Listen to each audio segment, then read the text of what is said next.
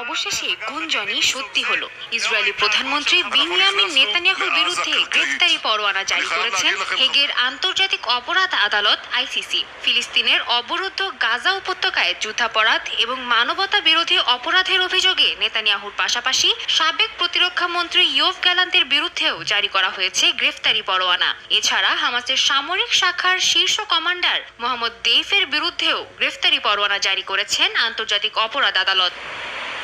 তবে গত জুলাই মাসে ইসরায়েলের বিমান হামলায় পরিবার সহ হামাসের ওই শীর্ষ নেতা নিহত হয়েছেন বলে আগেই তেল আবিবের পক্ষ থেকে দাবি করা হয়েছে। 3 জনের বিরুদ্ধেই মানবতা বিরোধী কার্যক্রম এবং যুদ্ধাপরাধের অভিযোগ আনা হয়েছে।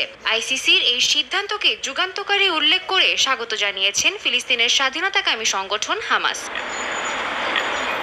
তবে ইহুদি বিদ্বেষ আখ্যা দিয়ে গ্রেফতারি পরোয়ানা প্রত্যাখ্যান করেছে ইসরায়েল। আন্তর্জাতিক অপরাধ আদালতের জারিকৃত এই গ্রেফতারি পরোয়ানার তীব্র নিন্দা জানিয়েছে ইসরায়েলের বিচার বিষয়ক মন্ত্রী ইয়োসি বেইলিন। তার দাবি, এই গ্রেফতারি আদেশটি ভারসাম্যহীন।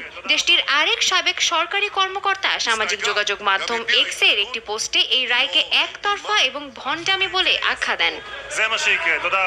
এদিকে আন্তর্জাতিক আদালতের রায় বাস্তবায়নে তৈরি বলে জানিয়েছে আমস্টারডাম। নেদারল্যান্ডের পররাষ্ট্রমন্ত্রীর বরাতে স্থানীয় গণমাধ্যম এএনপি জানায়, নেদারল্যান্ডের মাটিতে পা ফেলা মাত্র বিনিয়ামিন নেতানিয়াহুকে গ্রেফতার করা হবে। এমনকি প্রয়োজন ছাড়া নেতানিয়াহু প্রশাসনের সঙ্গে সব ধরনের যোগাযোগ বর্জন করার কথাও জানিয়েছে দেশটি।